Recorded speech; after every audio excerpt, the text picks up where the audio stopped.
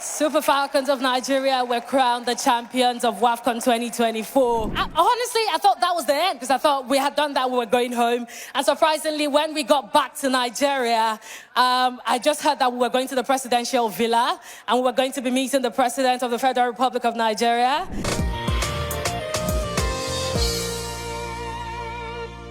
Emmanuel.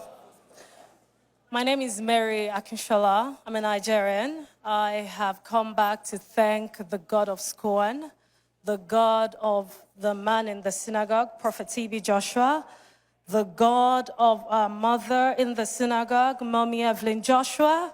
I have come to thank him for what he has done in my life because it's something I never thought I would ever see happen. Sometime last year, I decided that I wanted to have a change of job. So I left the United Kingdom and I came back to Nigeria because I wanted a break from work, and also I just wanted something different for myself. So getting back to Nigeria, I decided to take a break for a while, and then after taking a break for a while, I decided I needed to just get something doing with myself and just get busy. By profession, I am a sports journalist. So I just basically thought to myself, like, what could I do? I started thinking about it. And then someone reached out to me and told me that there was an opening in the senior women's football national team of Nigeria. That's talking about the Super Falcons of Nigeria. So I reached out and I sent in my application. This was sometime around like early March. But surprisingly, I didn't hear anything back for like a long time. And I kept praying about it over and over again. And I would come to church. During mass prayer, I would pray. On the prayer request, I would write down that I wanted this job over and over again. So all through April, I was doing that and I didn't hear anything. So in my mind, it was the beginning of May. I thought, okay, maybe this job isn't going to work out. I needed to do something else. Sometime in June, I was home, and then I just got a call, and it was from Abuja, and they were like, hello, is this Mary? And I'm like, yeah, this is me. And they're like, we're calling you from the Nigerian Football Federation. You've been appointed as the media manager for the Super Falcons of Nigeria. You know, it was just really surprising, and then I got the job. I went to the prayer mountain. I prayed a whole day at the prayer mountain, and some of the things I prayed to God about was about the fact that I wanted to go with the team to where we were going to have the tournament, and then on getting there, make sure that we win, bring the trophy back to Nigeria, first of all, and apart from that, also pray that we would have a very hitch-free tournament out there. It's going to be great, no injuries, everyone was going to be great. And also because I was going to be meeting the players for the first time, I was praying that everyone's going to be accepting and homely and warm and inviting. And these are the things I prayed about before leaving Nigeria. I got to the host country, met the team, everything went really great. So amazing and so kind and so nice. And we kept on preparing for the tournament. And then tournament started proper. And I remember like one of the things I told God, like before going, I said, God of Prophet T.B. Joshua, God of Mommy Evelyn Joshua, I do not want to ever come back and, you know, take interviews or like press releases and say, oh, this is the reason why Team Nigeria lost at this tournament. I had that prayer over and over again. We began the tournament. We had the first game against Tunisia. I think we won, which was really great. And then we had the second game against Botswana, I think. Yes, and it was really great. We also won. And then we had the third game, which was a game that really turned out to be very dicey. And everyone was really surprised how it went. And although we did qualify for the next round, there were lots of doubts, of course, in the media generally about how good Team Nigeria was in this tournament. And I had to take like lots of interviews, having to convince people that we're fine, we're good, we're great. Because basically in the quarterfinals, we had to play against Zambia.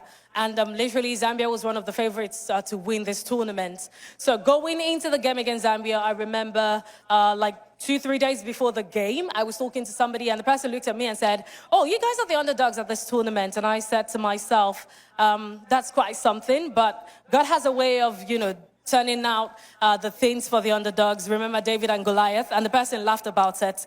And I moved on, and I remember most of the days leading to the game, to that game against Zambia, I would wake up in the middle of the night and I would pray. I'd pray a whole lot with my faith bracelet, minister the anointing water, pray and pray over and over again. Just before we left the hotel, I decided to call the prayer line.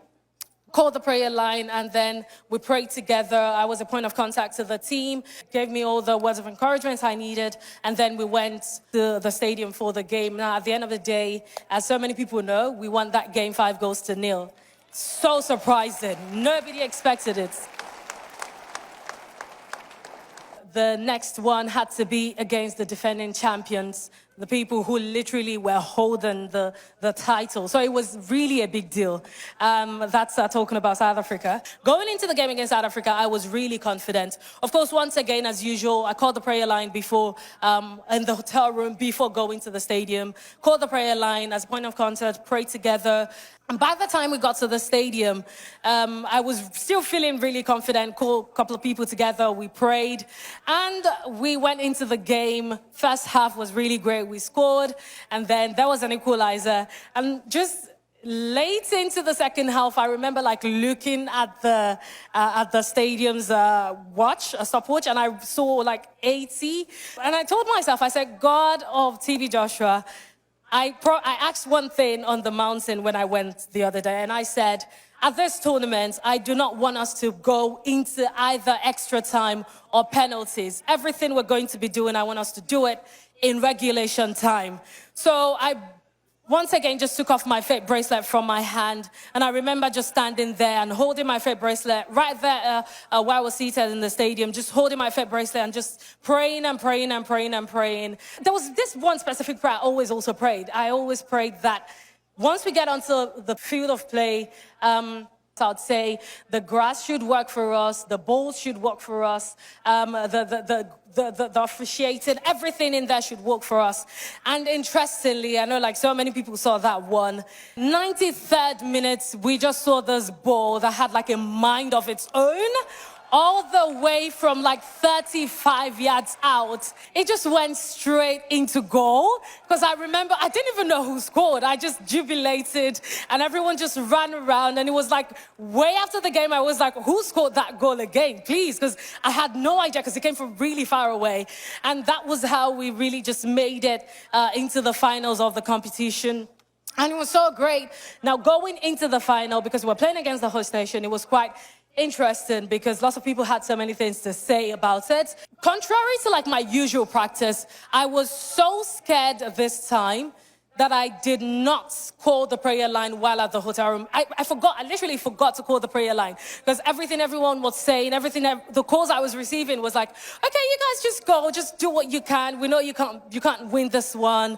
You'll be fine. You're playing against the host nation. Just, we were proud of you. You've done enough. But I remember every time I would say, God of Prophet T.B. Joshua, God of Mommy Evelyn Joshua, God of Synagogue, you promised me that we were going to come back here with this one.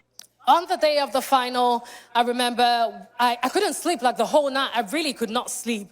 I was up the whole night just singing and praying and just telling God that, God, you have done this in my life, and I believe that you're not a God that leaves your job half done. You're definitely going to see this thing till the end. And once we were approaching the stadium, the fear began to triple, everything I'd feared before, because I was just saying lots of red colors, and everything was just saying you're not at home. Before we start, we'd go into the pitch just to get a warm feel of the pitch. By the time I walked in, there was this loud noise in the stadium, and I was so scared. I remember just walking, while everyone went to the dressing room, I did not. But at that point in time, then I remembered I hadn't called the prayer line. So I went outside, called the prayer line, and then I told the person at the other end of the line, I told the person I was really scared. The person at the other end of the prayer line said I should put my hands on my chest and then we should pray together, which was what we did. I went back into the stadium and the game started. For most people who saw that game, we went down 2 goals in the first half. I remember had lots of texts from people in the halftime telling me that it's over. And I was I don't believe it's over. Second half of that game, I remember just standing. I removed my fit bracelet. I stood all through the next 45 minutes, and I was praying with my fit bracelet. And as God will have it, 61st minute, we got a penalty. 77th minute, we got an equalizer. And in the 88th minute, God just completed his work, and we scored. And literally, Super Falcons of Nigeria were crowned the champions of WAFCON 2024.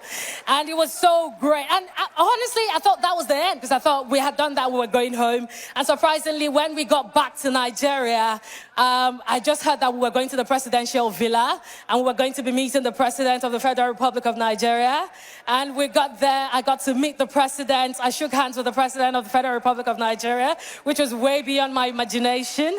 And I just want to thank the God of Scoan. I want to thank the God of the man in the synagogue. I want to thank the God of our mommy, Evelyn Joshua, because he never failed me, because I called upon him on behalf of the team, and I said, your daughter is here, and he stood with us. He went before us, and he made a way. And I really would like to dedicate this medal, this winner's medal, to God.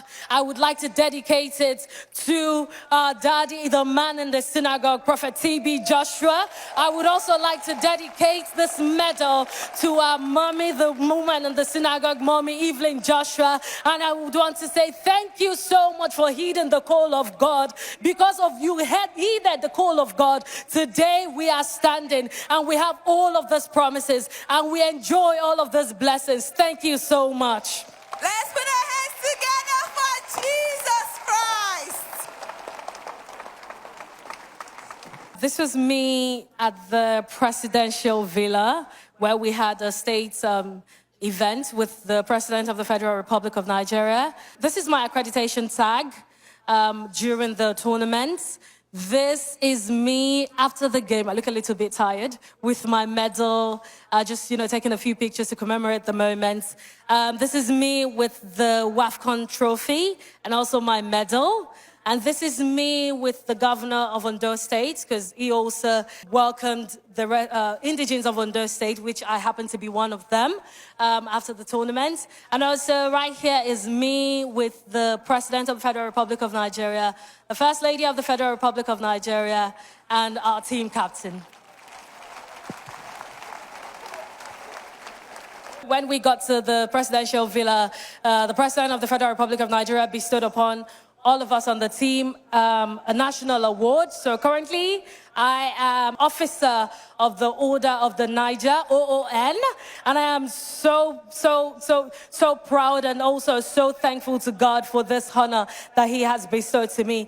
Talking about my advice to everyone, I think first I would say my advice is to parents listening to me right now, when your children have a passion, please support them, because I had a passion for writing. Despite the fact that I was a science major all through my life, I decided I wanted to do journalism, and my parents supported me. So thank you so much to my parents. They're out there. They're right there in the congregation. Thank you, Dad. Thank you, Mom, for supporting me and letting me follow my passion, which has led me thus far.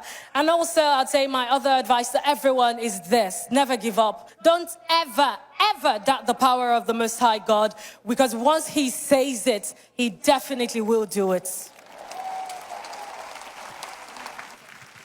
Y acabamos de escuchar el maravilloso testimonio de Mary, que viene de Nigeria a dar un testimonio de victoria internacional. Ella estaba apoyando un equipo de fútbol de mujeres, pero la cosa estaba realmente estancada para su vida y para el equipo. Hasta que empezó a llamar a la línea de oración de la Scoan, finalmente vino y recibió ese toque divino en la línea de oración. Ha habido un progreso, un antes y un después. El equipo ha ido de victoria en victoria, y él nos muestra la medalla que viene y ofrece en memoria del profeta T.B. Joshua y de la pastora Evelyn Joshua por este gran avance. Aconseja que cualquiera que sea la pasión de los hijos padres, acompáñenle, porque en el nombre de Jesús hay victoria. Vemos en pantalla todos los momentos en los que ella ha sido reconocida con su equipo, con figuras presidenciales de alto standing de aquí, de Nigeria y del gobierno. Damos toda la gloria a Dios por la vida de Mari y su hermoso testimonio. Les spectateurs du monde entier, ceci est l'extraordinaire et puissant témoignage de Marie.